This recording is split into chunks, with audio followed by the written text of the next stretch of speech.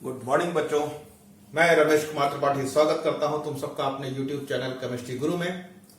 आज अपने इस चैनल पर मैं एल्कोहल चैप्टर का डिस्कशन कर रहा हूं। इससे पहले के चैप्टर्स में मैं अब तक इंटरमीडिएट कक्षा 12 का एल्किल हैलाइड्स डिस्कस कर चुका हूं। एल्कोहल्स में भी मैंने जनरल प्रॉपर्टीज, जनरल प्रिपरेशन और एल्कोहल के बारे में जनरल बातें, ये सब अपने पिछले वीडियोस में मैं डिस्कस कर चुका हूं। जो बच्चे नए हैं वो मेरे इस चैनल को सब्सक्राइब करें और सब्सक्राइब करके मेरे पिछले वीडियोस देखेंगे तो उनको क्रम से चीजें समझ में आने लगेंगी। क्रमबद्ध तरीके से आगे बढ़ते हुए आज यहाँ पर इस चैनल पर अपने इस वीडियो में मैं एल्कोहल्स के में जो तुम्हारे इंटरमीडिएट के कोर्स में दो एल्कोहल है, मेथिल एल्कोहल और एथिल एल्कोहल, आज उन पर फोकस करने वाला हूं। और इन दोनों एल्कोहल के बनाने की जो इंडस्ट्रियल प्रिपरेशन है, औद्योगिक निर्माण है, उस पर हमारा डिस्कशन होने वाला है। क्योंकि तुम्हारे यहाँ एक क्वेश्चन आता है इंडस्ट्रियल प्रिपरेशन को लेकर, तो मोस्टली मेथिल एल्कोहल का इंडस्ट्रियल प्रिपरेशन कई बार पूछा गया है बोर्ड एग्जाम्स में। तो उस हिसाब से मैं आज इसको वीडियो बनाने जा रहा हूं। वीडियो को पूरा देखो, कॉपी किताब निकालो, फिगर बना रहा हूं, फिगर बनाओ, चित्र बनाओ और जैसा मैं समझाता जा रहा हूं उसको नोट्स बनाते चलो। तुम्हारे लिए फायदेमंद होगा और आने वाले समय में तुम्हारे बोर्ड एग्जाम में तुमको बहुत बहुत फायदा देगा। It's okay. तो चलिए अपना कॉपी कलम निकाल लीजिए, मैं बताता चल रहा हूं, मेरे साथ नोट्स बनाते चलिए। स्टार्ट करते हैं हम प्रिपरेशन। पहले उठाते हैं मेथिल एल्कोहल। मेथिल एल्कोहल का औद्योगिक निर्माण। मेथिल एल्कोहल मतलब CH3OH। बच्चों ये पहला एल्कोहल है, फर्स्ट एल्कोहल है, यानी कि एक कार्बन परमाणु का एक एल्कोहल है।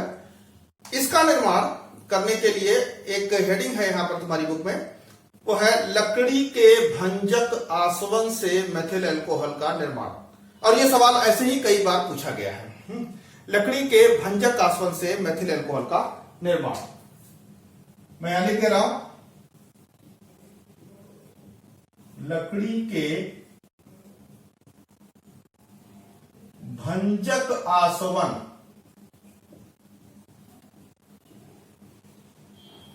से मेथिल एल्कोहल का निर्माण।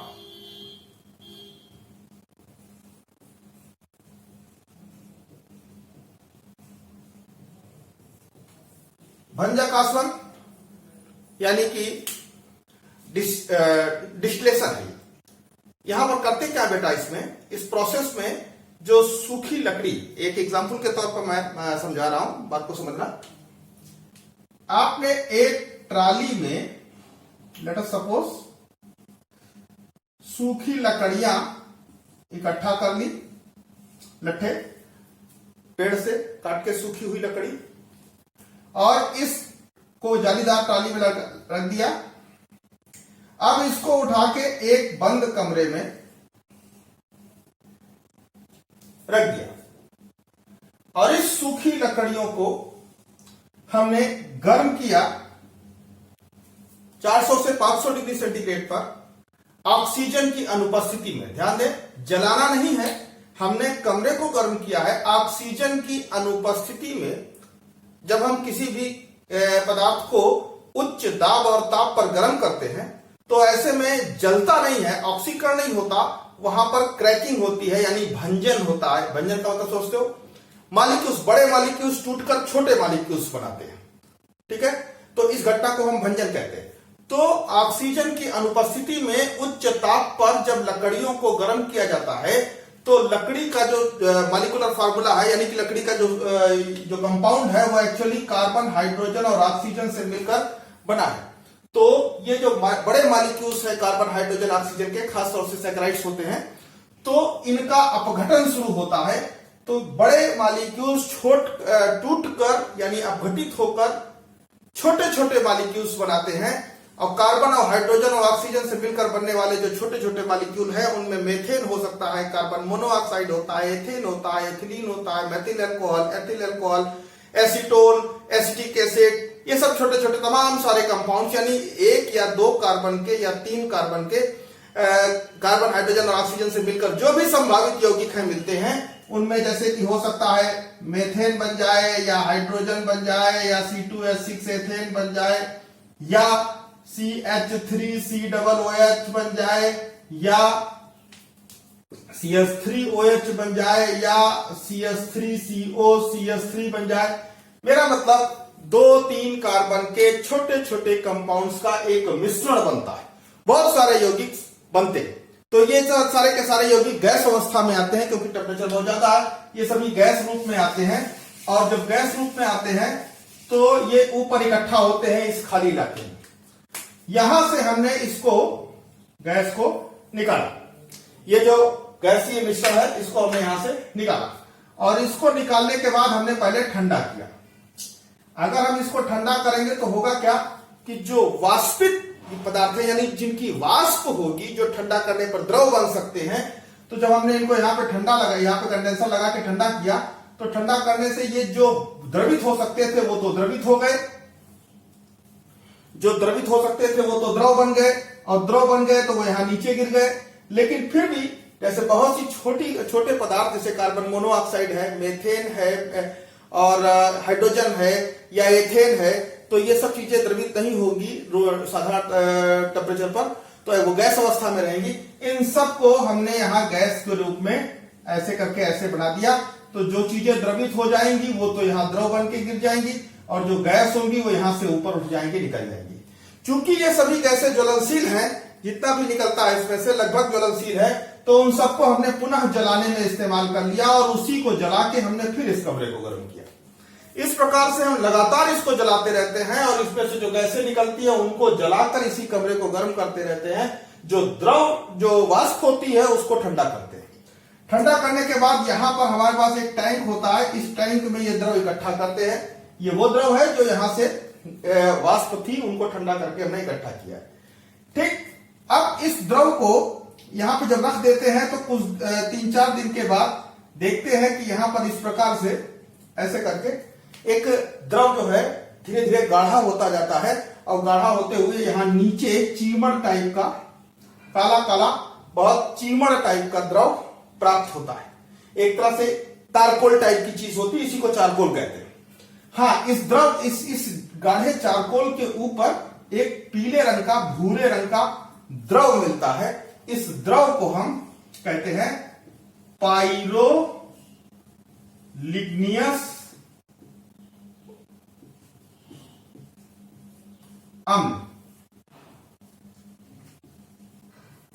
3-4 दिन रखने के बाद ये नीचे जो हमें चीमड़ टाइप का पदार्थ मिल गया, इस पदार्थ को हम कहते हैं चारकोल,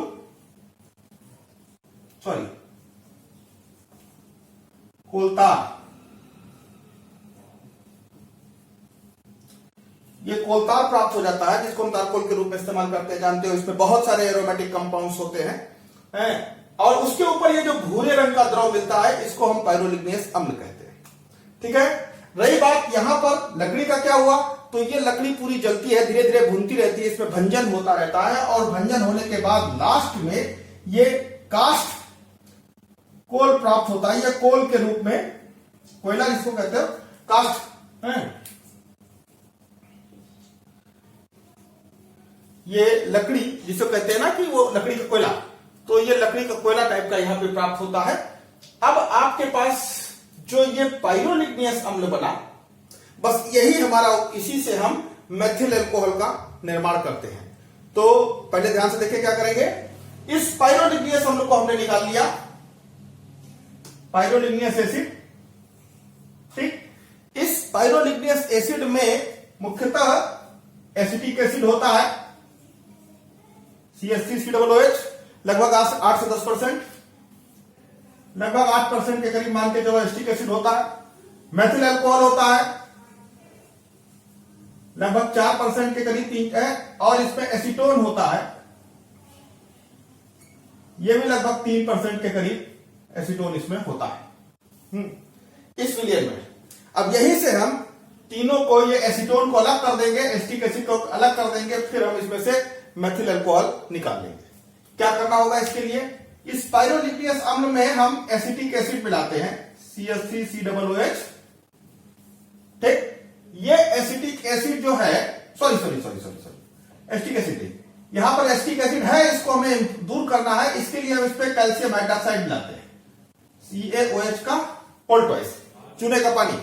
जब हम इसमें चूने का पानी मिलाएंगे तो देखेंगे कि ये जो कैल्शियम एसिटेट है ये एसिटिक एसिड चूने के पानी के साथ रिएक्शन करके साल्ट बनाएगा CH3COO होल ट्वाइस Ca है। ये एक साल्ट बनाएगा, ये लवण है, ये ठोस अवस्था में नीचे बैठ जाएगा। ये ठोस है, ये ठोस अवस्था में नीचे बैठ जाएगा। फिर हम इसको छान लेंगे। तो जब हम इसको छानेंगे तो सारा का सारा एसिटिक एसिड तो कैल्शियम एसिटेट बढ़ा के नीचे बैठ गया, अवक्षेपित हो गया। जो निस्यंद बचा, जो द्रव है या जो छनित्र है, छानने के बाद जो द्रव बचेगा, इस द्रव की बात कर रहा हूं, इस द्रव को हम गर्म करते हैं, इसको हीट करेंगे। पहले हम इसको 56 डिग्री सेंटीग्रेड पर गर्म करेंगे। तो 56 डिग्री सेंटीग्रेड पर जब हम इसको गर्म करते हैं तो भाप बनती है, द्रव है, हमने द्रव लिया हुआ, द्रव को हम गर्म कर रहे हैं 56 डिग्री सेंटीग्रेड पे। तो 56 डिग्री सेंटीग्रेड पर इसमें जो एसीटोन है, उस एसीटोन की भाप बनती है, ठीक है। तो वो जो 56 डिग्री सेंटीग्रेड पर एसीटोन प्राप्त हुआ, उस भाप को हमने इकट्ठा किया, और इकट्ठा करने के बाद उस भाप को ठंडा कर लिया। ठंडा करने से क्या होगा कि वो सारी की सारी भाप एक जगह इकट्ठा हो जाएगी, और वो भाप किसकी थी? एसीटोन की। क्यों? क्योंकि एसीटोन यानी कि ये CH3COCH3, इसका जो बॉइलिंग पॉइंट है वो 56 डिग्री सेंटीग्रेड है। तो 56 डिग्री सेंटीग्रेड पर एसीटोन की तो भाप बन गई, और जब तक ये भाप बनती रहेगी हम इसको गर्म करते रहेंगे। सारी की सारी भाप जब बन जाएगी तो उस भाप को एक पाइप के जरिए एक बोतल में इकट्ठा कर लेंगे, और वहां जाके इसको ठंडा कर लेंगे। तो भाप है, ठंडा होकर द्रव बन जाएगा। इस प्रकार से हमको वहां पर एसीटोन प्राप्त हो जाएगा, ठीक। जब सारा का सारा एसीटोन निकल जाए, भाप बनना बंद हो जाए, फिर टेम्परेचर जो 56 था उसको फिर और आगे बढ़ाएंगे, गर्म करके इसको हम 65 डिग्री सेंटीग्रेड पर ले जाते हैं, ठीक है। अब ये 65 डिग्री सेंटीग्रेड पर जब हम इसको गर्म करते हैं तो 65 डिग्री सेंटीग्रेड क्वथनांक है मेथिल अल्कोहल का, और मेथिल अल्कोहल 65 डिग्री सेंटीग्रेड पर वाष्पित होना शुरू होता है, इसकी भाप बनना शुरू होती है। अब हम फिर वही काम करेंगे, इसको फिर गर्म करते रहेंगे, और इसकी भाप बनती रहेगी। इस भाप को एक पाइप लगाकर हम एक दूसरी बोतल में इकट्ठा करेंगे, और तब तक करते रहेंगे जब तक ये भाप बनती रहेगी। जब सारा का सारा भाप बनना बंद हो जाए तो हम इस पाइप को निकाल के बोतल को बंद करके ठंडा कर देंगे। भाप है, ठंडा करेंगे, द्रव में कन्वर्ट हो जाएगा। इस प्रकार से एक बोतल में आपको मेथिल अल्कोहल का द्रव प्राप्त हो जाएगा। यह मेथिल अल्कोहल, चूंकि इसका बॉइलिंग पॉइंट 65 डिग्री सेंटीग्रेड है, इसलिए ये यहां पर 65 पर उबलकर आपकी दूसरी बोतल में इकट्ठा हो गया। इसी को हम प्रभाजी आसवन कहते हैं। एसीटोन और मेथिल अल्कोहल का प्रभाजी आसवन करके हमने मेथिल अल्कोहल को इकट्ठा कर लिया, ठीक। तो इस पूरे प्रोसेस में क्या हुआ? मेथिल अल्कोहल बना, एसीटोन बना। हाँ, ये जो ठोस कैल्शियम एसिटेट बचा हुआ है, यहां पर हमने जब इसको डाला था बायोलॉजी असेंबली में, कैल्शियम हाइड्रोक्साइड डाल के इसको अलग कर दिया था, ये ठोस पदार्थ। इस ठोस पदार्थ को भी, ये जो ठोस पदार्थ था, अवक्षेप था, इस ठोस पदार्थ को पानी में घोलकर अगर हम डाइल्यूट H2SO4 डाल दें, तनु H2SO4 के साथ इसको हिलाए, तनु H2SO4 के साथ ये जो ठोस अवक्षेप प्राप्त हुआ है हमको, तो बेटा होगा क्या कि ये जो कैल्शियम एसिटेट है, ये H2SO4 के H के साथ रिएक्शन करेगा, ये H चला जाएगा यहां पर, तो बन जाएगा CH3COOH, और ये कैल्शियम सल्फेट। बात समझ रहे हो?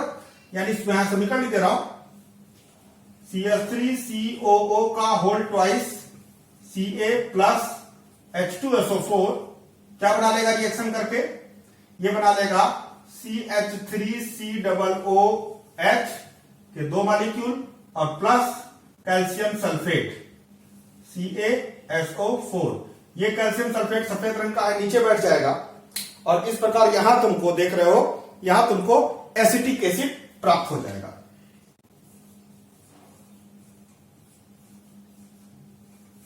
एसिटिक एसिड प्राप्त हो जाएगा। क्लियर? तो यहां तुमने देखा कि तुमको ये एसीटोन भी प्राप्त हुआ, इस समय इसमें मेथिल अल्कोहल भी प्राप्त हुआ, और इसमें एसिटिक एसिड भी प्राप्त हुआ। ये 3 मुख्य पदार्थ हैं, ये आपको प्राप्त हुए। तो कहने का मतलब लकड़ी के भंजक आसवन द्वारा मेथिल एल्कोहल का निर्माण करते समय ये साइड प्रोडक्ट यानी एसीटोन और एसिटिक एसिड भी हमको प्राप्त होते हैं। तो ये तो था तुम्हारा मेथिल एल्कोहल का औद्योगिक निर्माण। एक बार रिवाइज करा दूं, जरा ध्यान से देखना। सूखी लकड़ी ऑक्सीजन की अनुपस्थिति में उच्च ताप और दाब पर हमने गर्म किया, लकड़ी का भंजन हुआ, क्रैकिंग हुई, क्रैकिंग से तमाम छोटे मॉलिक्यूल्स कार्बन, हाइड्रोजन और ऑक्सीजन के तमाम सारे छोटे मॉलिक्यूल्स बने। उनमें से सब गैसीय अवस्था में थे। गैस को हमने निकाला, गैस को हमने ठंडा किया, ठंडा करने से जो द्रव बनने लायक चीजें थी वो तो द्रव बन गई, और जो नहीं बनने लायक थी वो गैस थी। उन गैस को हमने वापस निकाला, वो सभी गैसें लगभग ज्वलनशील होती हैं और वो यहां पर जला दिया। इन गैसों में खासतौर से मेथेन, एथेन, प्रोपीन, एथिलीन और हाइड्रोजन ये गैसें होती हैं, ये सभी ज्वलनशील हैं। इनको हमने फिर से इस कमरे को गर्म करने के लिए जलाने में इस्तेमाल कर लिया, वो पुनः इस्तेमाल हो गया। यहां जो द्रव बचा, इस द्रव को हमने क्या किया, इकट्ठा किया, 2 दिन के लिए स्टोर किया। स्टोर करने पर नीचे एक काले रंग का चीमड़ पदार्थ भर गया जिसको तारकोल कहते हैं, कोलतार कहते हैं। तो वहां पर कोलतार बन गया। कोलतार के ऊपर एक गंदा गंदा भूरा भूरा पानी जैसा इकट्ठा हुआ, ये ब्राउन कलर का ये पानी की एक लेयर टाइप की इकट्ठा होती है। इस पानी की लेयर को हम लोग पाइरोलिग्नियस अम्ल कहते हैं, ये भूरे रंग का होता है। इस पाइरोलिग्नियस अम्ल में बहुत सारे कार्बनिक यौगिक होते हैं, जिनमें मुख्य रूप से सबसे ज्यादा मात्रा में 8% एसिटिक एसिड होता है, लगभग 4% मेथिल अल्कोहल, लगभग 3% एसीटोन होता है। हम इसी पाइरोलिग्नियस अम्ल से मेथिल अल्कोहल का निर्माण करने वाले हैं। Is it clear? पाइरोलिग्नियस अम्ल में पहले जो एसिटिक एसिड 8% है, इसको हमने अलग करने की कोशिश की। इसके लिए हमने इसमें चूने का पानी मिलाया। चूने का पानी मिलाने से सफेद रंग का कैल्शियम एसीटेट, चूने का पानी एसिटिक एसिड से रिएक्शन करके सफेद रंग के ठोस कैल्शियम एसीटेट को अवक्षेपित कर देता है। यह अवक्षेपित हो गया। बचे हुए द्रव में, जिसमें कि मेथिल अल्कोहल और एसीटोन बहुत अधिक मात्रा में है, तो हमने इस बचे हुए द्रव को गर्म किया। पहले हमने 56 डिग्री सेंटीग्रेड पर गर्म किया। 56 डिग्री सेंटीग्रेड पर चूंकि एसीटोन का बॉइलिंग पॉइंट है, एसीटोन की भाप बनी, उस भाप को हमने ठंडा किया, द्रव बनाया और एसीटोन इकट्ठा किया। फिर बचे हुए द्रव को 65 डिग्री सेंटीग्रेड पर गर्म किया। 65 डिग्री सेंटीग्रेड मेथिल अल्कोहल का क्वथनांक है, तो 65 डिग्री सेंटीग्रेड पर मेथिल अल्कोहल की भाप बनी और उसको हमने ठंडा किया, ठंडा करके इकट्ठा कर लिया। ये जो हमारा ठोस कैल्शियम एसीटेट बचा था, इस कैल्शियम एसीटेट को तनु H2SO4 के साथ हाइड्रोलिसिस कराया, जलावटन कराया। तो कैल्शियम एसीटेट H2SO4 के साथ जलावटन करके कैल्शियम सल्फेट और एसिटिक एसिड बनाता है, तो यहां हमको एसिटिक एसिड भी प्राप्त हुआ। यह था पूरा लकड़ी के भंजक आसवन द्वारा मेथिल अल्कोहल का निर्माण। एक बार देख लो, मैंने बनाया हुआ है बोर्ड पर, इसको ऐसे उतार लो, वीडियो को पॉज करो और इसके बाद पूरे इसको एक बार उतार लो, अपनी कॉपी में नोट्स बना लो और एक बार आज ही रिवीजन करना, जिससे तुमको तुरंत याद हो जाए। ठीक है, वेरी इंपॉर्टेंट है, कई बार पूछा गया है एग्जाम्स में। Is it clear? मैं एक 10 सेकंड के लिए यहां से हट रहा हूं, तुम इसको ठीक से नोट कर सको जिससे। ठीक है,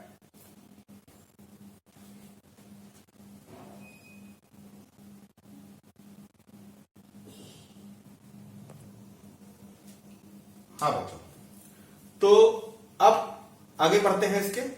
आज नेक्स्ट हम पढ़ाने जा रहे हैं एथिल अल्कोहल का निर्माण। तो बच्चों, एथिल अल्कोहल जो है वो शीरे से बनाया जाता है और स्टार्च युक्त कंपाउंड से बनाया जाता है। शीरा और स्टार्च। ये शीरा क्या होता है? शीरा जो शुगर मिल में चीनी बनाते हैं ना, तो गन्ने के रस को पेरने के बाद जो उस रस से चीनी निकाल लेते हैं, उस चीनी को निकाल लेने के बाद भी जो द्रव बचता है, जो गाढ़ा गाढ़ा पेस्ट राब जैसा बचता है, राब जानते ना, गन्ने के रस को पेर के और उसका कड़ाहे में उबाल के उसमें से जितने भी चीनी के पार्टिकल्स हैं, चीनी के पार्टिकल को निकालते हैं। लेकिन उसको भी करने के बाद जो द्रव गाढ़ा गाढ़ा है उसको हम शीरा कहते हैं। हालांकि शीरे का इस्तेमाल कोई नहीं है, शीरा फेंक दिया जाता है शुगर मिल से, लेकिन उस शीरे में लगभग 40% चीनी के पार्टिकल्स होते हैं। उसी चीनी के पार्टिकल्स का इस्तेमाल करके यहां हम बनाने वाले हैं क्या? Ethyl alcohol. ठीक है, तो शीरे से एथिल अल्कोहल का निर्माण। शीरे को एक पात्र में इकट्ठा कर, मान लिया छोटा सा एक नमूने के तौर पर बना रहे हैं, बाकी तो इंडस्ट्रीज में बड़ा बनता है। शीरे को एक पात्र में इकट्ठा करते हैं, चूंकि इसमें 40% कंसंट्रेशन इसकी है,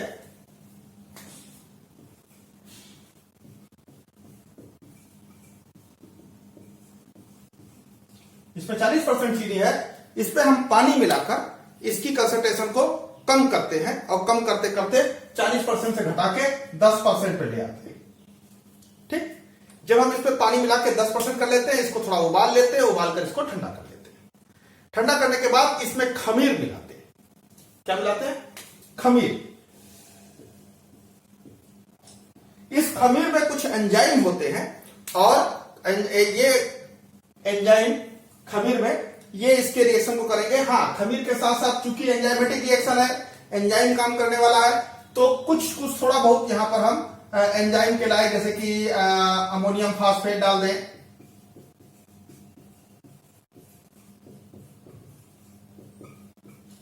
या सल्फेट अमोनियम के कुछ और साल्ट डाल दें, क्योंकि ये साल्ट जो होते हैं ये एंजाइम के लिए एक तरह से कहें कि उत्प्रेरक का काम करते हैं। तो कुछ हमने यहां ये पदार्थ भी डाल दिए और 10% विलियन में खमीर मिला दिया। खमीर मिला के इसको 2-3 दिन के लिए छोड़ दिया। तो ऐसा करने से क्या होता है कि जो शीरे में जो चीनी है, शीरे की जो चीनी है, इस चीनी का खमीर की प्रेजेंस में जल अपघटन होता है और जल अपघटन के फलस्वरूप क्या बनता है? यहां पर यहां ग्लूकोज और फ्रक्टोज बनता है।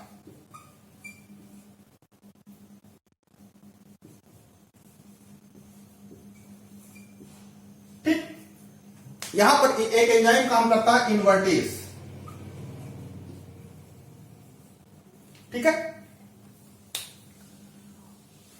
और बाद में इस इन्वर्टेज एंजाइम से जो ये ग्लूकोज प्राप्त हुआ, इस ग्लूकोज का C6H12O6 इसका अपघटन होता है।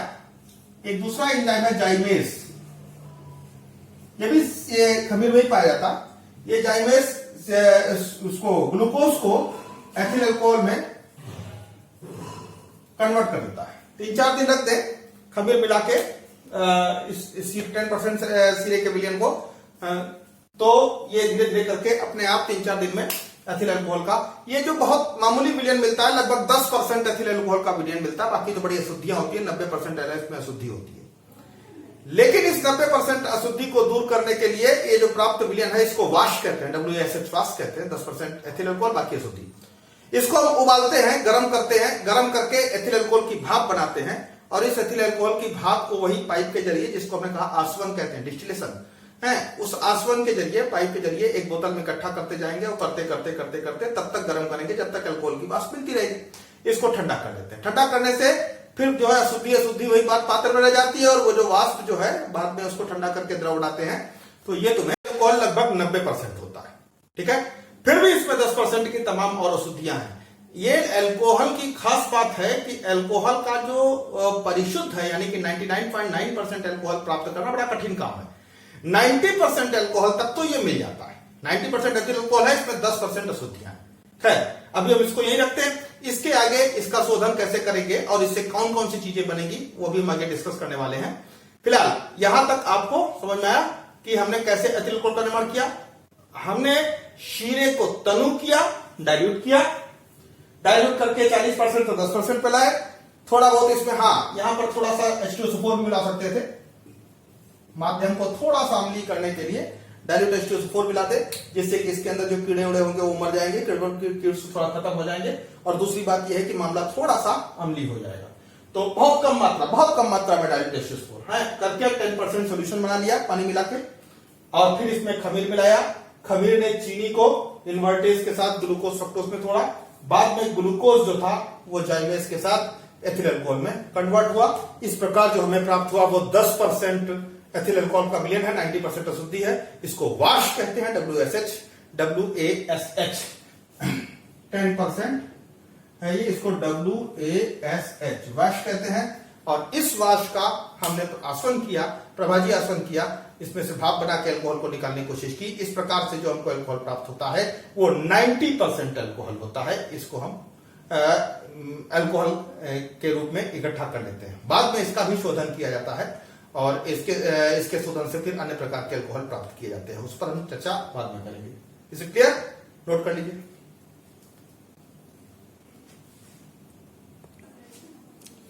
हाँ बच्चों, तो एथिल अल्कोहल के एक निर्माण की विधि हमने बताई। अब हम दूसरी बता रहे हैं तुम्हें। यहां पर एथिल अल्कोहल का दूसरा निर्माण हम करने जा रहे हैं स्टार्च युक्त कार्बनिक यौगिकों से। तो बेटा स्टार्च युक्त कार्बनिक यौगिकों में खासतौर से आलू है, अमरूद है, और इसी प्रकार से आटा है, गेहूं है, सड़ा हुआ गेहूं है, जो ये सब चीजें हैं। तो इन सब में स्टार्च व्यापक रूप में मिलता है। तो जैसे बहुत सारे स्टार्च को हमने बहुत ये सब सड़ी बड़ी गली चीजें जितनी भी थी हमने इनको इकट्ठा किया। इकट्ठा करने के बाद एक भगोने में पानी रखे, उसके ऊपर कपड़ा बांध के उसके ऊपर रख के भाप से इनको सेकते हैं और लगभग 1-2 घंटे तक भाप से 150 डिग्री सेंटीग्रेड की भाप से इसको गर्म करते हैं। ऐसा करने से स्टार्च के जो छोटे छोटे जो पदार्थ हैं वो सब फट जाते हैं और फूटकर उसमें से लुगदी टाइप की इनकी बन जाती है। ठीक है, स्टार्च युक्त कंपाउंड से कि हमने एक लुगदी जैसी बना ली और लुगदी बना के इसको एक जगह इकट्ठा कर लिया। ठीक, इसमें तो हो गया स्टार्च। दूसरी तरफ क्या किया, जौ, माल्ट है, जौ को थोड़ा सा पानी में भिगोया, पानी में भिगो के भीगे कपड़े में लपेट के रख दीजिए और अंधेरे में रख दीजिए 1 दिन के लिए, तो जौ थोड़ा सा अंकुरित हो जाएगा। ठीक है, जौ जब अंकुरित हो जाए तो उसको ठंडा, उसको फिर से खोल के ध्यान दें बहुत ज्यादा अंकुर ना होने पाए, थोड़ा बहुत अंकुरित हो जाए, 1 दिन के लिए काफी है। 1 दिन में अंकुरित हो जाए निकाल लें, फिर इसको लगभग 50 से 60 डिग्री सेंटीग्रेड पर थोड़ा गर्म कर लें, क्योंकि ज्यादा अंकुरित हो जाएगा तो फिर काम का नहीं रहेगा हमारे। 50-60 डिग्री सेंटीग्रेड पर इसको गर्म कर ले और फिर इसको हल्का सा जब भुन जाए, उन्होंने हो जाए तो इसको पीस लेते हैं और पीसने के बाद इसका पेस्ट बनाकर एक लुगदी तैयार करते हैं और ये लुगदी कहलाती है क्या, माल्ट। माल्ट माने जौ। ठीक, तो एक तो तुम्हारे पास विलयन हो गया स्टार्च का, एक विलयन हो गया तुम्हारे पास माल्ट का। माल्ट के विलयन को स्टार्च के विलयन में हम मिलाएंगे। ठीक है, हाँ, तो इस माल्ट को जो हमने तैयार किया, इस माल्ट को हमने स्टार्च में मिला के 2-3 दिन के लिए रख दिया। स्टार्च जो तुम्हारा माल्ट है, माल्ट में एक एंजाइम होता है डायस्टेज। ये डायस्टेज एंजाइम जो स्टार्च है, स्टार्च का फॉर्मूला है C6H10O5N। ठीक है, इसको ये जो डायस्टेज है,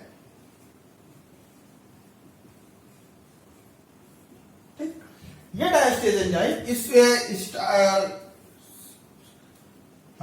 इसको माल्टोज में C12H22O11, एक तरह से ये माल्टोज में इसको चेंज करता है। ठीक है, अब ये जो माल्टोज है, ये माल्टोज का विलयन आपको मिल जाएगा। इस माल्टोज के विलयन में फिर हम खमीर मिला के रख देंगे। ठीक, वही खमीर जो हमने वहां मिलाया था। तो जब हम खमीर मिलाते हैं,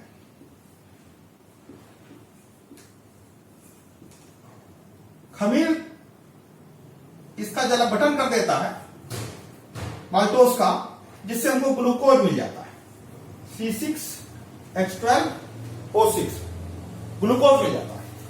इस ग्लूकोज का फिर वही पुराने तरीके से, क्योंकि खमीर पड़ा ही हुआ, जाइमेज एंजाइम, सॉरी यहां माल्टेज एंजाइम का इस्तेमाल हुआ और यहां जाइमेज का इस्तेमाल हुआ। और जाइमेज क्या करेगा, ग्लूकोज को एथिल अल्कोहल में